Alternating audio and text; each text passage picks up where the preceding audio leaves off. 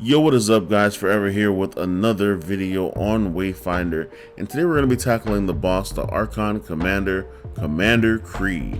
Before we get into that, we're going to take a look at his Echo, which is the Commander Creed Echo.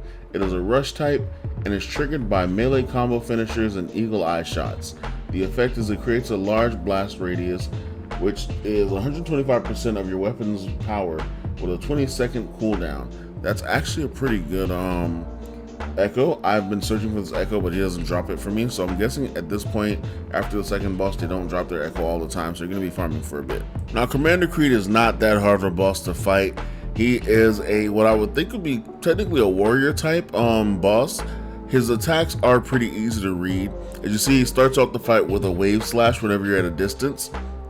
Once in a while, he'll jump at you, and it's a radius effective attack, so all you have to do is either jump or dodge the attack.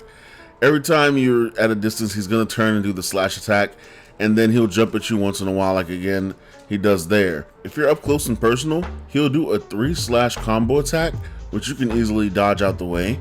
One thing I wish they would do is put percentages on the boss's HP so you can know what the percentage is they start doing their mechanics. But I think it's about 75 or 80%. He'll do a mechanic where he puts his sword up in the air, and you'll see it right here. So he'll put his sword up in the air, and what's that going to do is going to summon these hologram style Archons as well to swing and do attacks that do an area of attack within the area that's red. All you have to do is get out of the area that's red and you'll be fine. Now that does change up as the fight goes on. I want to say when he's about 50%. Like I said, I wish there was an actual percentage meter. But at about 50%, he'll change that up, and the Archons will actually change the radius in which they attack. And it makes it a bit different because you can see right here they're attacking on both sides while you're fighting him in the middle. And it does a lot more crazy things like that as the fight goes on. It's just kind of like making sure you're paying attention to where the Archons are attacking while you're also fighting him as well. As he gets lower, and I think it's below 50%, his attacks actually start taking up more room, giving you less and less space to work with. And the Archons are actually the ones that make the room a lot smaller for you to deal with. See, this one right here, you'll see it's like half the screen, so you have the other half of the screen to work with. However, the next attack right after this jump attack, when the Archons pop out, you're going to see they cover more of the screen. And it's actually a pretty big deal because you see they covered pretty much the entire screen. I had this area and the other area on the opposite side of the screen to run to for safety. Right now, there's only this little corner right here, or this little box in the middle, is where you can actually be when that one attacks. So you see, it's more of like boxing you out, and it's a really fun fight, to be honest. I don't hate this fight.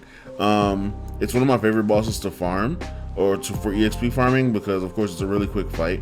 There's not many mechanics behind it like the slime, and it does give quite a bit of EXP, more than the slime, of course. Now, as we come down to the end of the boss's HP, I want you to pay attention to the screen, because there are 2 spots on the screen that you'll be able to actually go to when this last mechanic kicks off. When the boss at his final bit of HP, he's gonna cover the entire screen with an attack that's a pulsing attack, and you can't do anything you can't really get close to him unless you want to take a lot of damage. Now, on both sides of the room, one of the windows, there's going to be a little bit of debris on the ground. In that spot, you can actually climb up there and avoid damage from the boss's final attack. As you can see here, I get on that spot and I just continue to attack the boss with my range skills until he dies.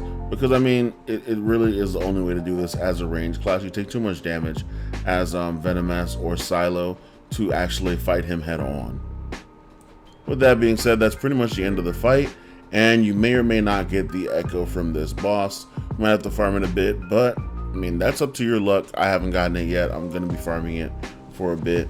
And that's pretty much the end of this video. Thank you guys for watching. Like, subscribe, and share for any friends that may be playing Wayfinder, want the tips on how to beat this boss, because they might get stuck on this. I understand that it is easy to get stuck on this boss, but put them to this video and they'll be able to get through it.